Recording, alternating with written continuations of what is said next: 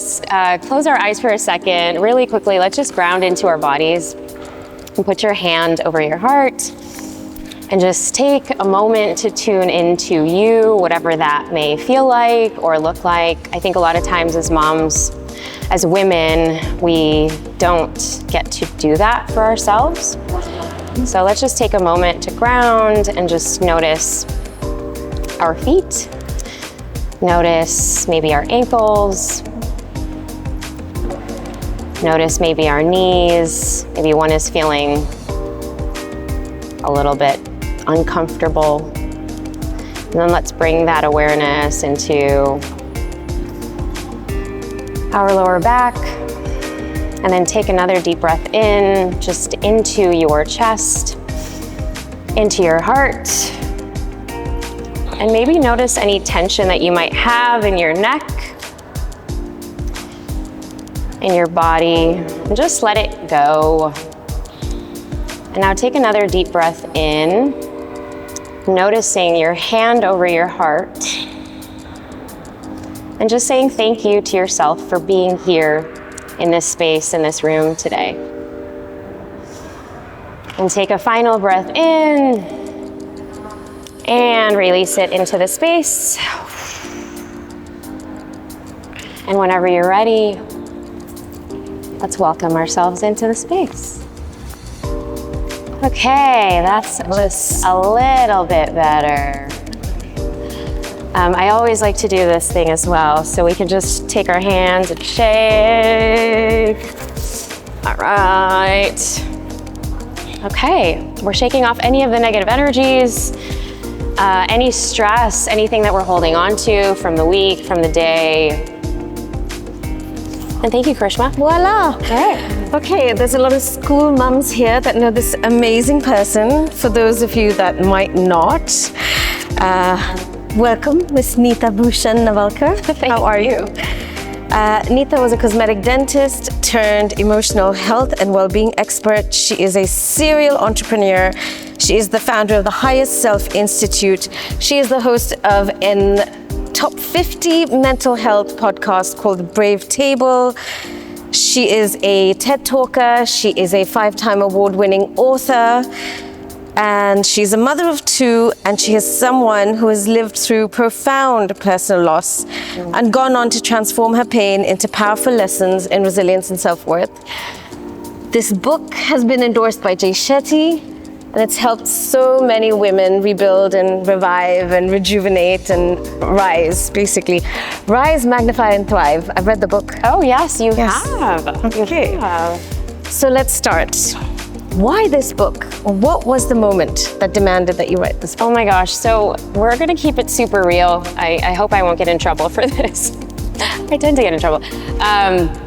So this happened, and this is actually the last chapter of the book where I actually go into, it's in the afterword, where I go into a very detailed personal story of how I was really kind of in the throes of, is it good? Yeah? Okay.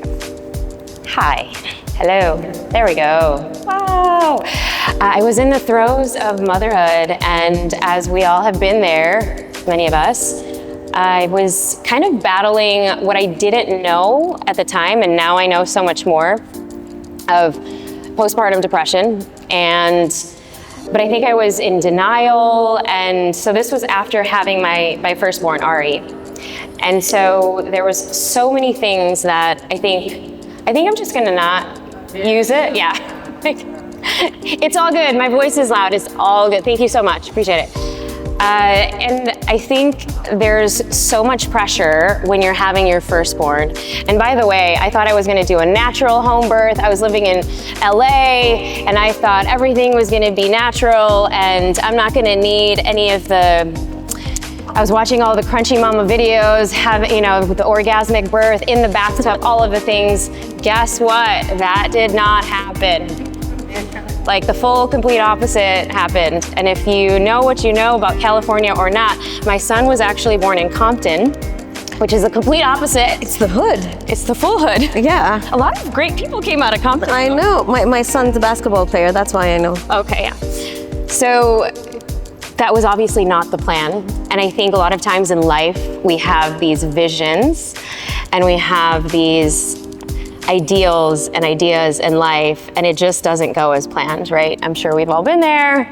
We're kind of going through it now in many ways, whether we like it or not. And so I think that that was the catalyst for so many of the other things that I had refused to confront because I had grown up so fast, and because I had to be a caretaker at 10, and then 14, 16, and then of course at 19. And so it was only until I think motherhood, or that motherhood journey, that it started to just really confront me in my face. Could not ignore it anymore. And of course, I know we'll get into some of that. But I still remember having Ari, and I was like maybe a weekend. He was like 7 days old, and my in-laws from India were coming, or they came. They literally came during the birth, and it was their first time in the US. So I literally go into good girl, like good Indian daughter-in-law mode, and I'm trying to plan all of these things for them. Mind you, by the way, I had a really traumatic birth. But our minds still go there, into the performing, into the doing, into let me make sure everyone is okay. And he wasn't latching. You know, we were going through all of these things. And then it's almost like the little girl in me that was so used to pushing people away, because I was so used to caregiving at a very early age, that I literally started, I started to have these bouts of rage, and now we know that's part of postpartum depression. But it was this uncontrollable rage, as if I have no idea where it was coming from. But I had to be confronted with all of those emotions that I had kind of put away in a back door for about 15 years. And because it was from a lot of those losses. So fast forward at the end of this story, I won't reveal too much, but I had to be okay with the sucky moments, and how do we rise through with, literally the title, how to embrace the joy in the chaos of the mess meaning motherhood, the mess meaning some of the things that we think we have dealt with, but perhaps it comes in different threads and forms, people, circumstances, places, to arrive at a place where I had to say, actually, no, I'm not okay. I need help. And I think for, strong, goal-getting, achieving women, a lot of times we're like, all right, I'm not gonna deal with that. And it's kind of like the smallest things. And now it's such a mission for me and all of the projects that I do, that we're just giving everyone permission to come back into their bodies and come back home to feel. We cannot think logically with all of these things. And I know I have a mental health podcast, but it's really been about reclaiming the things that society has told us. No, let's get another study for that. No, we actually have to go into our body to feel it. But you have processed already, right? I think motherhood was sort of the icing on the cake, if I'm allowed to go into. Sure, yes. So Neeta lost her mum, her dad, and one of her brothers all before she turned 19. How did that pain shape the emotional language you speak, and that too as a half Indian, half Filipino woman? Yeah, so in the Asian culture, especially if you're growing up in the States, it's like keeping up with the Joneses. You're just kind of, and I'm a product of Chicago public school system. I think we were talking about that yesterday. You don't stop. I think during that time I was in survival mode. So I think, and I think a lot of times, yes, while it does shape and build character, and I think being in a school like this, you want to build and shape character, especially when we are literally in a bubble where everything is at our feet. And then, so yes, that adversity obviously shaped who I am, but also to a fault. Like, it's also on the full end of the other spectrum, where I was in full survival mode until I was in my 20s. Yes, we went to therapy. We did all of those things. Yes, I had an incredible amount of support. I was raised by all of my aunties, uncles, titas, lolas, the matriarchs in my family. And also, I think that because I was raised with tiger parents, it was like, okay, achieve, achieve, achieve, score, score, score. Deal with it. And actually don't deal with it. Actually overdo, overcompensate, because the pain is it's just too hard to deal with. And so fast forward, all I knew how to do was doctor, dentist, lawyer, engineer. So of course I went into all of those things. So I became not just a regular dentist, I became a cosmetic dentist. And that was the thing. It was like overachieve constantly until you hit burnout, because we've all been there before, either physically, or we get a diagnosis, or something's up with our thyroid, or we have, the weight that doesn't come off.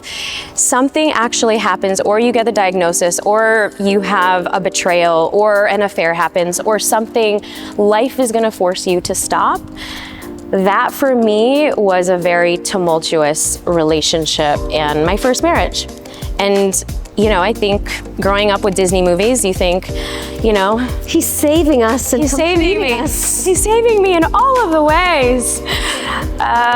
Little did I know, and that's what I start the book off with, is December 31st, 2011, I had to leave haphazardly in the middle of the night because my life was threatened.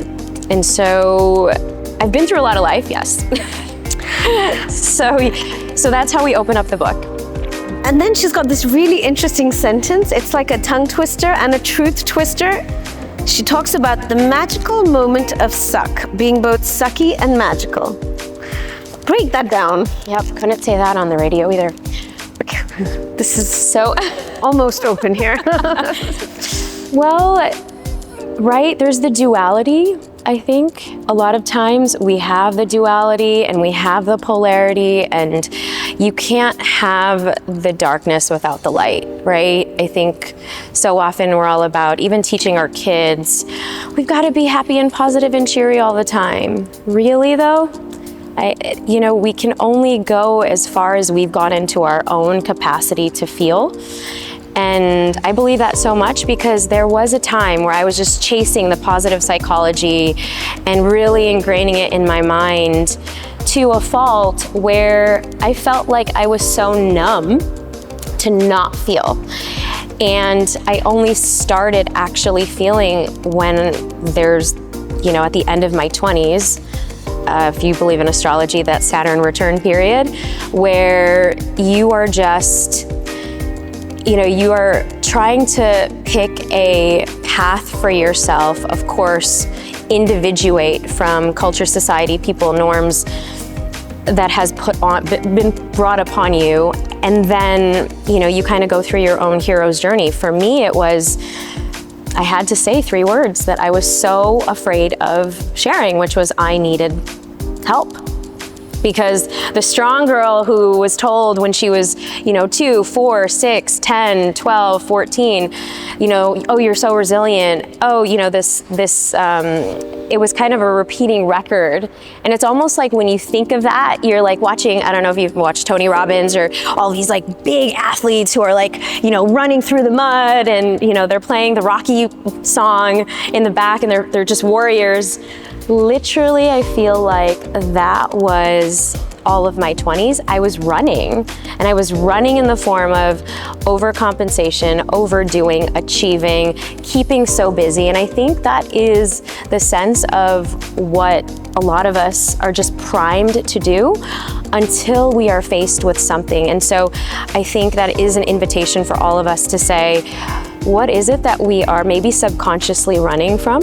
Yep. And what are those patterns that perhaps come up in people, places, circumstances that, okay, the same situation is still kind of happening. I'm either attracting the same kind of people or, why is this happening? And I felt like that at the end of my 20s into my 30s, that was the big piece of, okay, we need to come home to ourselves.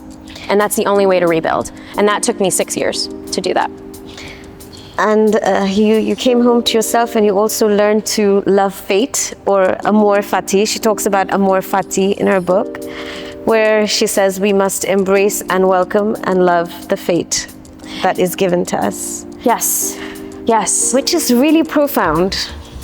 Yeah, so Amor Fati, it's, you know, of course the Stoics, we can learn so much from them. And there's a chapter in the book where I talk about, you know, my first essence of kind of leaving the dark cloud of my teenage years. I had just lost my dad, and that was kind of the trifecta of the trio. He had a long, not very long battle, but a 9 to 10 month battle with lung cancer. And I believe like a sophomore, junior in college.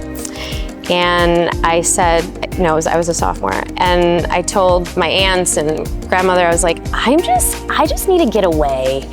And I felt like my soul was like, I cannot take another year. It was so many year after year of just hospitals and, you know, just all of those things. And you finally get a sense of like, my soul is actually like wanting to get away. And so I saw, you know, a flyer in one of those bathrooms. If you kind of went to college and you have like those, you know, the flyers where you like take a number. I know we're all not that old. Or that young. And so I took one of those, you know, numbers and I called it, and it was like, hey, you know, do you want to go to study abroad in Rome? And my school, Loyola University, had another chapter in Rome, and I did whatever I could to get out that next summer, even though I knew it would be a year after my dad had died, even though I knew it was, you know, my brother was only going to be 14 or even 15, and I was like the major caretaker for him. I just needed to go, and sometimes you just need to do those things for yourself. And so when I got there, I didn't know a lick of Italian. I didn't know who or what was gonna be there, but literally that was the first time I was faced with, you know, the first day it was like, okay, Marcus Aurelius was teaching us, or the professor was teaching us about Amor Fati. And now, you know, I've also expanded it, because the one thing that Stoics didn't actually do is they didn't actually feel their emotions. They didn't feel. But what they did teach us was that, all right, let's embrace whatever comes, because I think that a lot of times there's two ways that we can actually deal with strife or adversity or challenges and or setbacks. Is we'll suppress it, we will avoid it. That's typically our trauma response, right? We typically have 4 trauma responses. We fight, so we get really aggressive and angry. We fawn, and we're the ones, if you're in a relationship where you're like, oh, okay, I am like a deer in a headlight, or you're like, you acquiesce, you contract, you don't kind of stand up for yourself in a conversation. So that's the fawn. And you know, the flight is like, all right, we're gonna withdraw. I'm getting out of here. I'm not even gonna deal with this right now. And so I think that was my biggest trauma response at that time, but it was so, it proved to be so valuable, because here, you know, this is where we are today. And it was one of the biggest learning blocks, because I would then learn in that moment, or in that summer period of time, that we get to choose the stories we get to take on with us. 100%. And that was the time that I learned that, okay, I can actually reinvent myself here.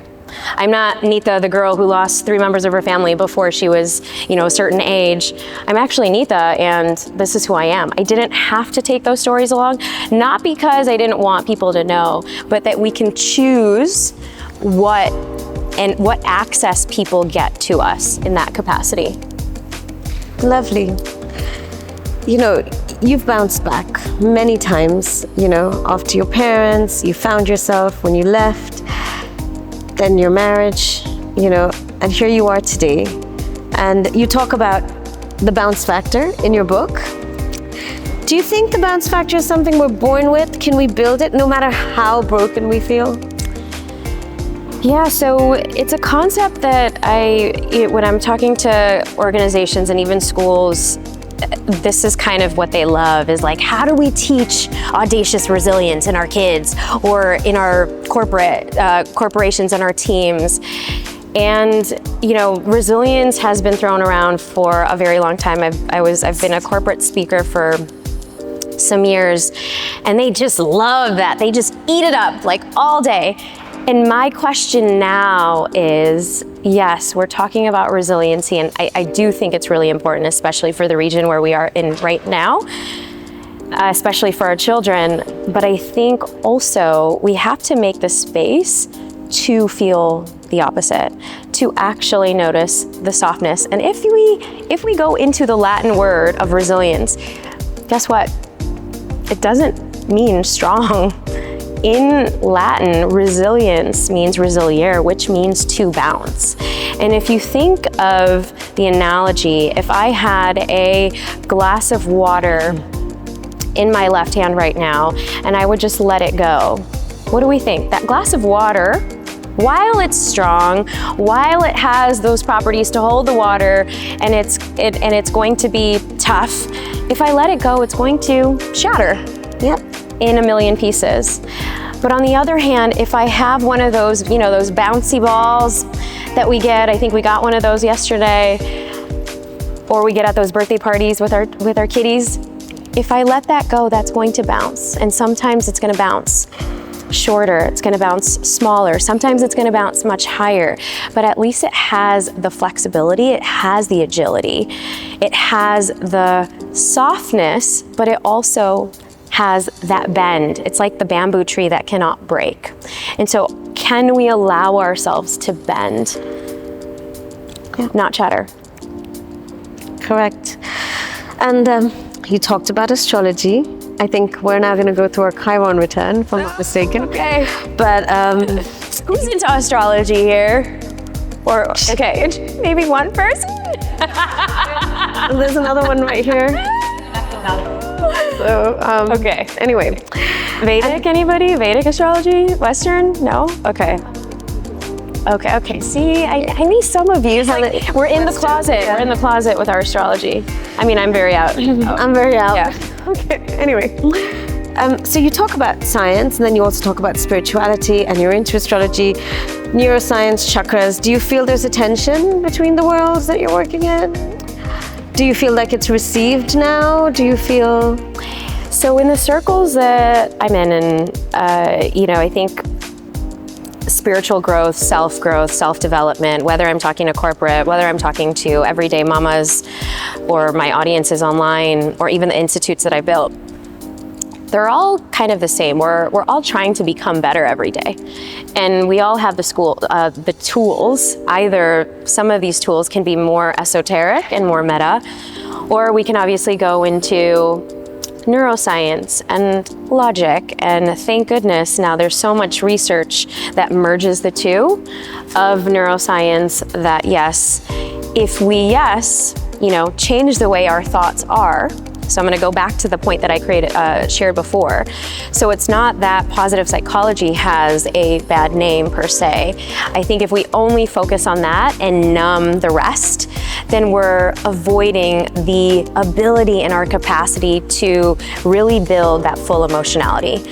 And especially when we're looking at our kids, right? If they have a heartbreak from school, or a rejection, or the fact that they got picked on, or they didn't get picked in whatever the school play was, or the next iteration of the basketball team or the football team, that builds credibility, that builds street cred, that builds so much character. And I feel like I'm noticing it now more so here, because we try to, cushion our children from the falls that they will eventually have. And I've spoken to so many other parents just throughout the years, and when I was living in Silicon Valley, and when they've asked me, with my very, very first book, Emotional Grit, to talk to parents who were leading the change in innovation and the heart of the valley in San Francisco. But what happened that year was they had 3 kids, or in those few years they had a few kids that had ended their lives in high school, because of the fact that we were doing this helicopter parenting. Yeah. And so, when we are talking about, now the neuroscience, and as well as our threads of personal growth and how meta it is. I think all of it is intertwining, and I think all of it is having a day, because we need to drop more into our bodies. I mean, I just did a TED Talk on this in November. We are sicker, lonelier, and more stressed than ever before. I think 48%, there's a Pew Research study in the States that 48% of now Americans, I'm talking to everybody on YouTube, that literally can say that they only have 1 to 3 people that they can confide in. Yeah. Or that really know them, which is insane. And as we're getting more into the age of AI, it's just gonna keep getting less and less and less. And so I'm all day all about, bringing a lot of these tools, and it's, we're not talking about religion, we're talking about, because that's of course dogma, we're just talking about how do we better ourselves as humans, and whatever path we take, fine, great. Astrology is a great one too. So curious about it. Agreed. That can be another talk at some point. Another talk. Yeah. I don't know if we can do that in a school, but we can do that at some point. I think so. So, okay. And it's fun. Do you think that, we rise out of pain, we live with our scars, we talk about healing. Isn't healing like a spiral? Are you ever completely healed to say, okay, now I've healed myself? Because it's always part of you, isn't it? Yeah, so there's 2 ways to go about healing. I think you can never be healed, and you can always be healed. It's kind of the story that we tell ourselves. And that's kind of that subconscious programming that we have, right? If we're always gonna think that we're not good enough, then that's gonna be our subconscious programming, no matter how much work we do. If we start telling ourselves a new story today of, how capable we are, okay, we're gonna have, the next chapter of our lives are gonna be so fruitful. Okay, when this door closes, what else is next that's going to come on the horizon, right? It could be half full or half empty. And I think that there is a group of people that perhaps they're constantly going to find things that are wrong with themselves, even though they can do all of the healing in the world.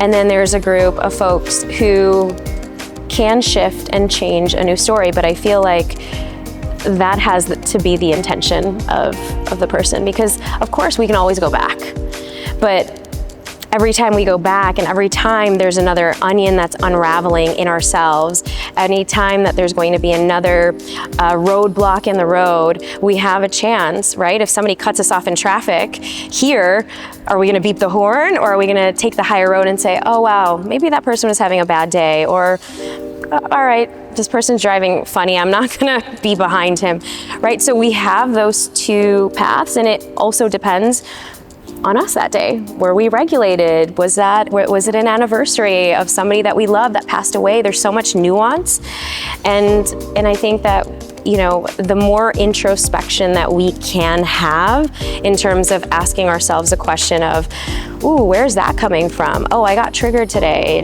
Is that because of, did I not have that conversation I was supposed to have?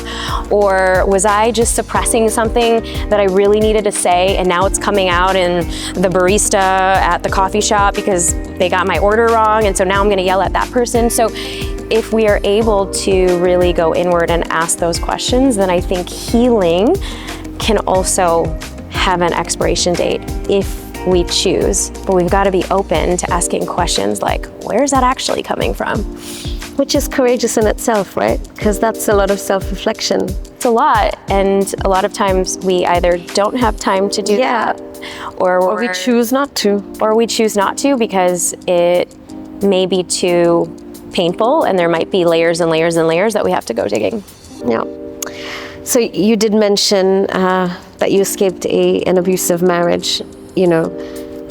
What is your advice to people who are stuck in emotionally abusive verbally, physically abusive marriages, and who just endure, for financial reasons, emotional reasons, because they have kids. Financial dependence is a big one, right? There are so many women that just can't leave. They don't know what to do. Yeah, so that's a big one, because I always say safety is number one.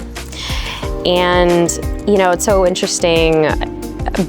Way back when I had a best friend who kind of saw everything going down. You know how we have one of those friends who's like, I don't like the person that you're with, I don't know. And they're always poking holes, and to her, even today, I still think of her because she was really a pivotal role. And I think a lot of times we have angels in our lives and guides that come up, and we're just not ready to receive the information. We're not ready to hear it. And so they're gonna come in different ways. And sometimes our friendships end because of that, because we're not ready to receive the information. I wasn't ready to receive it or hear it until things got really bad in my situation. But she had said to me, she said, Neeta, you're in your, you're not even 30 yet, and you have the chance to walk away. And she didn't even have to say anything. You know how sometimes they're just speaking truth. She didn't have to say anything, but she's like, my parents have been married for 25 years and my mom can't and chooses not to leave. You can leave if you want to, without saying anything. And I think a lot of times people mean well, but we have to also be ready to receive it.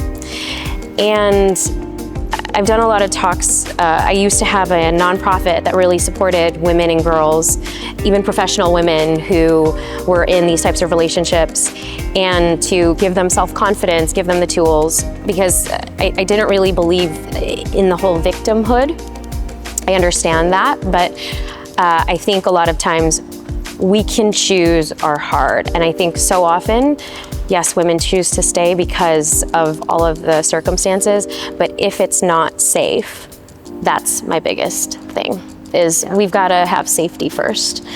And yeah. Right. Safety is a non-negotiable for me. And for so many of the organizations that I've spoken at as well. Yeah. What are your sort of non-negotiable daily rituals? And do you reaffirm and affirm every day? Do you have one of those days where, this kind of just sucks, I'm just gonna stay in the suckness and just, affirm? No, I have. So in the book, and you guys are all gonna get a book, in the book I actually talk about, so many different tools that helps us share and accept when we are going through the sucky moments, and I think a lot of times we have the tools to avoid it. A lot of times we know, all right, let's change the subject, let's put on a tune, let's start dancing it up. But sometimes we just want to put on, and I shared this in one of my communities the other day, we just want to put on, a 90s slow jam, Boys to Men, or whatever you were listening to back then, and just cry it out. I know it's not maybe, and actually it is backed by science. Music helps elevate, it gets ourselves in the alpha, brain waves, and it helps us come back to our nervous system. It calms our nervous system. So once we know better, why wouldn't we get to say, okay, what can I choose in my toolbox? Kind of like if we have a stomach ache, what am I gonna get that activated charcoal? Am I gonna take the Pepto-Bismol? It's like when you know better, then you make better decisions and choices. And so I think that, are there days where I'm in my PJs and just allowing myself to fully go there and lounge on the couch with some ice cream and all of the things? I allow myself to do that for sure. And, we even have tools with our kids to, all right, set the timer, 60 seconds, feel your feelings, start raging, start throwing pillows, but it's building that muscle. And no, I'm not constantly, second guessing or analyzing everything, but I think it's also tuning into what does my body need right now in order to feel safe. I think at the end of the day, when we are helping ourselves regulate our nervous system, it's what is it that I need at this moment. But then also on the other hand is, all right, how long are you gonna sit in that suck for? And I have experts and neuroscientists have said, all it takes is 90 seconds to fully feel an emotion. Whether you have a deep, sort of like dry heaving cry, and a lot of times that dry heaving cry is very similar to if you go, it's like breath work. And so we're actually getting oxygen in the body again. Yes, I'm gonna go back to science on this, but there's actuality in how we can calm our nervous systems just by some of the things that we would organically do when we are crying after a breakup or a betrayal or something that didn't go our way. And so, again, why would we stop the process even with our young children, right? Yeah. And have your kids ever mirrored your triggers to you? And has that been like sort of proof of how far you've come? Or where you are right now? Oh yes, they're my biggest mirrors every single day.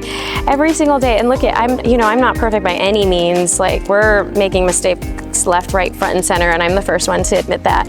But I think the biggest thing is to be able to repair, and I think that's the most solid thing.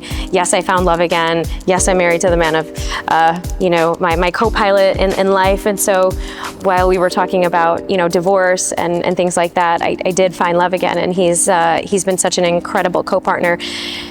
But I want to speak to that because, one of the secrets to, I think, our relationship now, because he was also married before, was that we were going to be so big on not just our own spiritual and growth and development ourselves, not just our own therapy on our own, but also how we come together and repair as a unit, and then how we are also kind of doing that as a family with our kids. And that has been such a big indicator, because the way that the kids get to see us kind of work through our emotions, and they'll see all, the full ranges. And sometimes I'll make it even bigger, because I want them to see that. And I want them to see, all right, we're just having a bad day and we're gonna throw pillows around because we have a rage area in our house. And when we were, back in Austin, we actually had a whole rage room where we had pillows on the floor and, the things that you use to go boxing with. Punching gloves? Yeah, thank you. But not even that. The big pillow that you kind of do the punching with. So of course that's on the floor. You have these mats, so it's kind of like a little gym area, but they could roll around, and there's all of these different techniques to teach self-regulation. Because as we know that there are, executive functions in our brain when we're actually kind of developing, that a lot of times, if we don't know how to self-soothe, it's just going to show up as dysfunction in our relationships. So true. So what's recently sucked for you, and how are you alchemizing it right now? Oh dear, I shouldn't have asked this question. Well, I think everyone's laughing because they're all in it too. So yeah, I think recently, it's the question to ask of, where do you see yourself in 5 years as a family? For the kids' education, schools, things like that. We're very new here to Dubai, and so I think that's been a big question that has definitely come up because things shift and change, and today we're here, tomorrow we could be somewhere else, and I think that we have to be okay with sometimes the uncertainty, and to be okay with whatever comes our way, and to think, okay, boy, if I had all my eggs in one basket in this particular place, like we're sitting here in this beautiful space right now, but tomorrow it could be closed. And if that's the case, all right, is that the end or is that the beginning? And I think so often we think, there's a mourning period for that. While it is, but I think there is a beautiful new beginning, and we forget that piece. And of course, on a personal note, I've had friendships that have, ended. I've talked about this on my podcast as well, where, you move from a place and I think things shift and change and you don't have as much time for some of the folks that you know and love, or your priorities change. And I think you have to choose wisely, but it's not that it's a death of a dream by any means. Yeah, it sucks in the moment and there's a grieving period. I don't think we give ourselves enough time for that grieving period, whether it's a relationship, a friendship, classes closing or something like that. We just don't give ourselves time to grieve.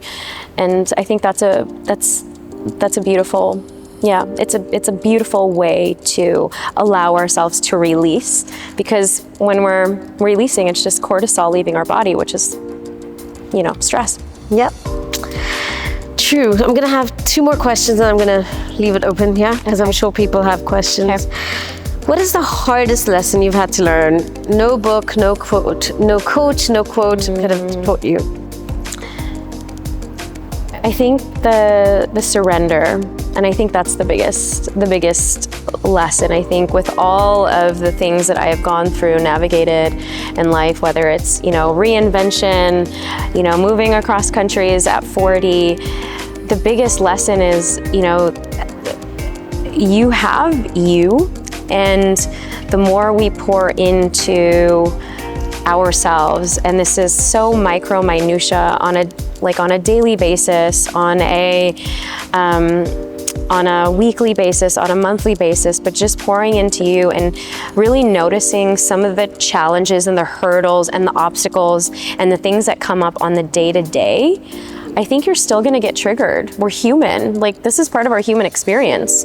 We are gonna get triggered, but can we actually get triggered and give ourselves grace to feel those feelings? And if you blow up at somebody, usually we blow up on the closest people to us, and I still do that. I still blow up on my kids as well. However, I think that trust in ourselves that, hey, every day I'm doing the best that I can to keep moving forward, and every day is a new, it's not even every day, it's every hour there's a new way that I can show up, maybe just a little bit better.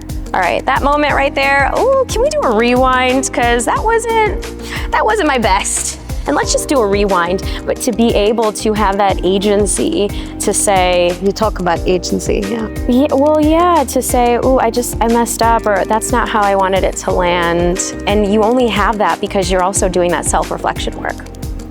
Yeah. And what would we say to 8-year-old Neeta today? Aww. To play more, to dance more, to not care what other people think, to just keep, sharing your unique flag. I would say something else somewhere else, but your full unique flag of who you are in the most unapologetic way. Amazing. Anyone has any questions for Neeta? I think we're just all taking it all in and processing. Also working on the examples of our lives. Oh yeah. Do you want to do a little exercise with everyone in that case? Or we can stand up. Okay. And let's give ourselves a nice hug, and we can stretch it out. We can move from side to side. Movement while we are hugging ourselves, it actually, and even swaying, so swaying from front to back, allows ourselves to move stuck energy, stuck emotions in our body. We can also do this with our kids. And so if you notice that rocking sensation, right? It's that rocking sensation. Didn't we used to do that when we had our babies? When was the last time you did that if you don't have a toddler under 2? Like the minute I have a baby, I'm like doing it. It's like, right? Such a bad habit. I'm still doing it with my 8-year-old. We have to be more like you, for sure.